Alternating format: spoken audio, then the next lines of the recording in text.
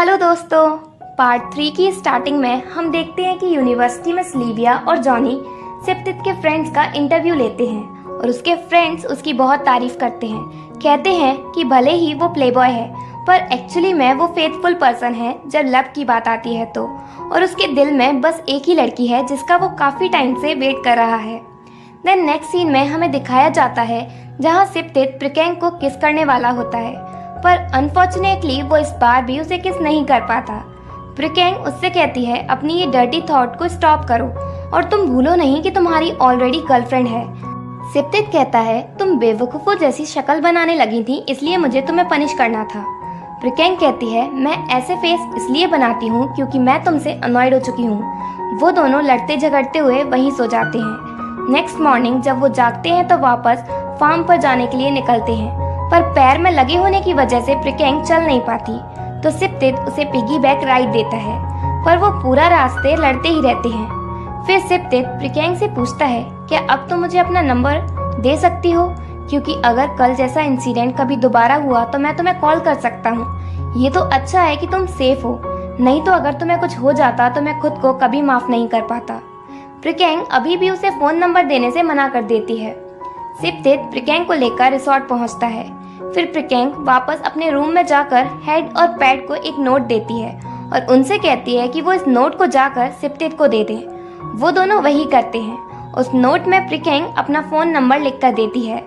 Phone number मिलने के बाद सिप्टित बहुत खुश होता है क्योंकि प्रिकेंग ने उसकी एक बात तो मानी। नेक्स्ट डे सिप्टित के डैड उसे उनके एरिया में होने वाले फार्म फेयर के बारे में बताते हैं और वो सिप्टित से कहते हैं कि इस फेयर के लिए वो कोई प्लान रेडी करे विम मार्टिन फार्म के प्रोडक्ट सेल करने के लिए।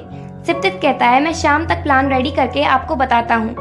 फेयर की बात सुनकर सिप्टित की स्माइल गायब हो जाती है क्योंकि उसके दिमाग में कोई भी प्लान नहीं आ रहा। प्रिकेंग उससे कहती है थोड़ा स्माइल करो, ऐसे फेस नहीं बनाओ नहीं तो तुम्हारे पेरेंट्स समझ जाएंगे कि तुम ठीक नहीं हो। सिप्टित स्माइल करता है और उससे कहता है आज तुम्हारा डे ऑफ है तो मैं तुम्हें कहीं लेकर जाऊंगा और तुम उस प्लेस को देखकर पहले से भी ज्यादा सरप्राइज हो जाओगी। देन सिप्टित प्रिकेंग को लेकर ग्रैब के फार्म पर जाता है। प्रिकेंग ग्रैब्स देखकर बहुत खुश हो जाती है और वो जिस तरह से रिएक्ट करती है वो देखकर सिप्टित हंसने लगता है। प्रिकेंग पूछती है तुम हंस क्यों रहे हो। सिप्टित कहता है तुम्हारे एक्सप्रेशंस बिल्कुल ईवा की तरह हैं जब वो अपना फूड देखती है। प्रिकेंग गुस्सा हो जाती है क्योंकि वो उसे डॉग से कंपेयर कर रहा है। देन प्रिकेंग ग्रैब्स तोड़ती है पर सिप्टित उसे ग्रैब्स नहीं तोड़ने देता बल्कि खुद अपने हाथों से तोड़कर उसे खिलाता है और वहीं वो दोनों मस्ती करने लग जाते हैं। देन सिप्टित प्रिकेंग से कहता है तुम बिल्कुल ग्रैप्स की तरह हो क्योंकि ग्रैप्स को ग्रो करना बहुत डिफिकल्ट होता है। ग्रेप वाइन को स्ट्रॉन्ग सनलाइट से दूर रखना पड़ता है और उनकी एक्स्ट्रा केयर भी करनी पड़ती है। ग्रेप वाइन को मेंटेन करना बहुत मुश्किल होता है, बिल्कुल तुम्हारी तरह। प्रिकेंग कहती है नहीं, वो मेरी तरह नहीं है, मुझे मेंटेन करना बहुत ईजी है। सिप्टित कहता है मैं जितनी भी गर्ल से मिला हूँ उनमें से तुम सबसे ज्यादा हार्ड हो जिसके साथ कॉर्पोरेट करना बड़ा मुश्किल है। सिप्टित अगेन प्रिकेंग के पैर की मसाज करता है। ये देखकर प्रिकेंग बहुत खुश होती है। वो सिप्टित से कहती है मुझे तुम्हारे फार्म फेयर के बारे में ज्यादा कुछ नहीं पता, बस मुझे इतना पता है तुम कभी नहीं हारते और इस फेयर में भी तुम अच्छा करोगे। देन वापस रिसोर्ट जाते टाइम वो दोनों रास्ते में मस्ती करते हैं। तभी वहाँ पिथा और की पहुँचते हैं क्योंकि सिप्टित के डैड ने उन्हें फार्म में वर्क करने के लिए ऐसा इंटर्न हायर किया है। सिप्टित की को देखकर और प्रिकेंग पिथा को देखकर जेलस होते हैं। की प्रिकेंग की हेल्प करता है उसको उसके रूम तक ले जाने में। सिप्टित ये देखकर जेलस होता रहता है। सिप्टित प्रिकेंग से कहता है जल्दी जाओ और रेस्ट करो क्योंकि कल सुबह 5 बजे तुम्हें किचन में वर्क स्टार्ट करना है। प्रिकेंग हैरान होकर कहती है इतना जल्दी। सिप्टित कहता है हाँ, किचन में टाइम पर पहुंच जाना, 1 मिनट भी लेट नहीं होना, और कल मुझे कुछ इम्पोर्टेंट वर्क है इसलिए मैं तुम्हें उठाने नहीं आ सकता। ये बात सिप्टित स्पेशली की को बताने के लिए कहता है। की कहता है कोई नहीं प्रिकेंग, मैं कल तुम्हें उठाने आ जाऊंगा। सिप्टित कहता है नहीं, क्योंकि प्रिकेंग यहाँ कुछ सेल्फ डिसिप्लिन सीखने आई है। फिर सिप्टित की को अपने साथ ले जाता है उसका रूम बताने। प्रिकेंग सोचती है अचानक से स्टूपिड सिप्टित का मूड चेंज कैसे हो गया। प्रिकेंग समझ नहीं पाई सिप्टित का मूड चेंज जेलसी की वजह से हो गया। नेक्स्ट मॉर्निंग प्रिकेंग सुबह जल्दी किचन में पहुंच जाती है वर्क के लिए, पर वो कुछ भी काम सही से नहीं करती भी कैसे, उसे कुछ आता ही नहीं था। वो सारे पोटैटोज गिरा देती है। तभी वहाँ सिप्टित आता है। प्रिकेंग पूछती है तुम यहाँ क्यों आई, तुम तो बहुत बिजी थे ना। सिप्तित कहता है मैं तो बस यहाँ से निकल रहा था, इसलिए मेनू पूछने आ गया। मेनू पूछना तो बहाना है सिप्तित का, एक्चुअली में वो तो प्रिकेंग को देखने आया है। वो प्रिकेंग से कहता है और ये क्या है, तुमने पोटैटोज क्यों गिरा दिए? प्रिकेंग कहती है अगर यहाँ आकर तुमने मेरा फॉल्ट निकाल लिया है तो अब यहाँ से जाओ। सिप्तित पूछता है क्या तुम मुझसे गुस्सा हो? प्रिकेंग कहती है नहीं, एक्चुअली में प्रिकेंग भी पिता को लेकर सिप्तित से गुस्सा है। देन सिप्तित पिता के साथ वहाँ से चला जाता है। खाना बनवाने में की प्रिकेंग की हेल्प करता है। लंच के टाइम सभी साथ में लंच करते हैं। प्रिकेंग ने जो बनाया था वो बिल्कुल भी टेस्टी नहीं था, पर फिर भी की उसकी तारीफ करता है। ये सब तो सिप्तित से देखा ही नहीं जाता। सिप्तित किचन में वर्क करने वाली लेडी से कहता है कि वो कल से प्रिकेंग से खाना नहीं बनवाए, क्योंकि वो बिल्कुल भी अच्छा नहीं बनाती, बल्कि उससे सिर्फ क्लीनिंग का वर्क करवाएं। बेचारी प्रिकेंग सिप्तित की जेलसी की वजह से उसे कितना काम करना पड़ रहा है। रात के टाइम की और प्रिकेंग साथ बैठकर बात कर रहे थे। की प्रिकेंग से कहता है कि कल वो उसके साथ चले, क्योंकि उसे अपने प्रोजेक्ट के लिए फार्म के फोटोज क्लिक करने हैं। प्रिकेंग उसके साथ जाने के लिए मान जाती है। नेक्स्ट मॉर्निंग वो दोनों साथ में फोटोज क्लिक करने निकल जाते हैं। की वहाँ प्लांट्स और ट्री के साथ साथ प्रिकेंग के भी फोटोज लेता है। वो दोनों बहुत इंजॉय भी करते हैं। की प्रिकेंग के फोटोज को अपने इंस्टाग्राम अकाउंट पर पोस्ट कर देता है। की पोस्ट पिता देख लेती है और वो सिप्तित को बताती है। सिप्तित को बहुत गुस्सा आता है कि वो वर्क के टाइम पर बाहर घूम रही है, और वो भी की के साथ। प्रिकेंग और की वापस आ जाते हैं, जहाँ सिप्तित उस पर बहुत गुस्सा होता है। कहता है जब भी कोई मैन तुम्हारे पास होता है तुम बहुत एक्साइटेड हो जाती हो। प्रिकेंग कहती है हम दोनों सिर्फ फोटोज क्लिक करने गए थे और हमने कुछ भी गलत नहीं किया। सिप्तित कहता है तुम की के साथ अकेली गई थी, तुम मुझसे क्या सोचने की उम्मीद कर रही हो? सिप्तित की मॉम सिप्तित को शांत होने को बोलती हैं और वो प्रिकेंग से कहती हैं मुझे तुम पर बिलीव है कि तुम कुछ गलत नहीं करोगी, पर यहाँ कंट्री साइड में अकेले किसी बॉय के साथ घूमना सही नहीं है, क्योंकि यहाँ के लोग तुम्हें गलत समझेंगे, इसलिए तुम मेरी बात समझना। प्रिकेंग कहती है ठीक है, मैं आगे से ध्यान रखूंगी। देन प्रिकेंग वर्क के लिए किचन में जाती है, जहाँ वो कुछ भी काम सही से नहीं कर पाती। तो किचन के वर्कर्स उसके बारे में कहते हैं ये वर्क कैसे कर पाएगी, ये तो यहाँ सिर्फ मैन को अट्रैक्ट करने आई है। पहले सिप्तित के साथ थी और अब जो न्यू बॉय आया है की उसके साथ।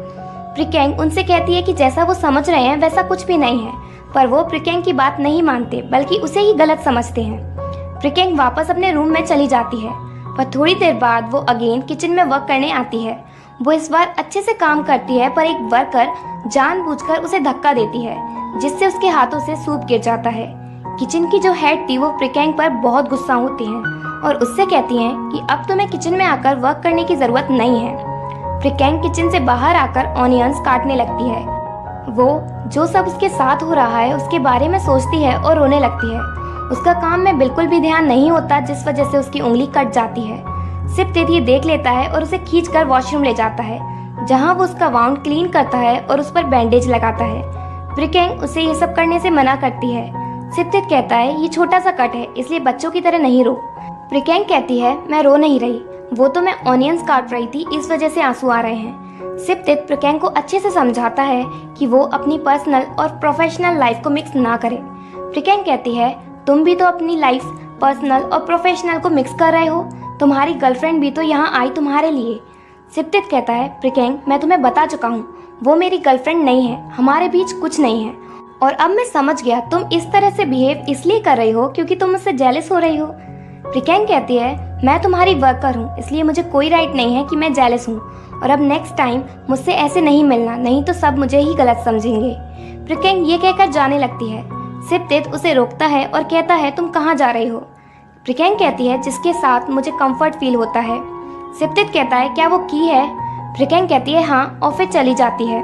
रात के टाइम प्रिकेंग अपने डैड से बात करती है और कहती है मैं घर आना चाहती हूँ, क्योंकि मुझसे कोई भी काम ठीक से नहीं होता और मैन के अराउंड मेरे बिहेवियर के लिए यहाँ सब मुझे ही गलत समझते हैं। डैड पूछते हैं क्या तुमने कुछ गलत किया है? प्रिकेंग कहती है नहीं। डैड उससे कहते हैं तो इसमें गलत क्या है, तुम बस अपना वर्क करो।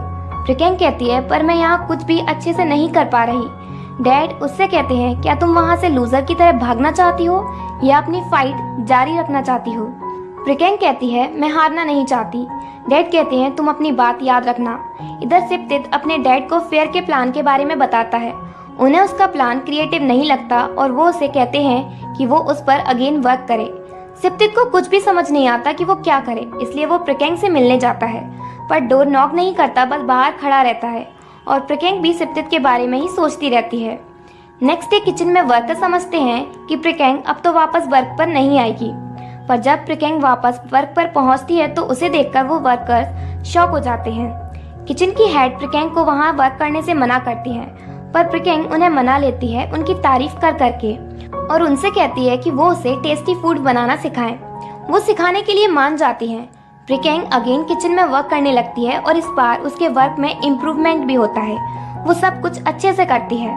सिप्तित छुपकर प्रिकेंग को देखता है किचन में और सोचता है अगर तुम गिव अप नहीं कर रही तो मैं भी गिव अप नहीं करूंगा। वो भी वापस से फेयर के लिए प्लान बनाने लग जाता है। लंच के टाइम प्रिकेंग का बनाया हुआ खाना सबको बहुत पसंद आता है, पर इधर सिप्तित से फेयर के लिए कोई भी सही प्लान नहीं बनता। वो बहुत थक जाता है, इसलिए वो प्रिकेंग के पास जाता है। प्रिकेंग उससे पूछती है तुम इतनी रात के यहाँ क्या कर रहे हो, क्या तुम ठीक हो? सिप्तित कुछ नहीं कहता और प्रिकेंग को हक कर लेता है। और इसी के साथ पार्ट 3 एंड होता है।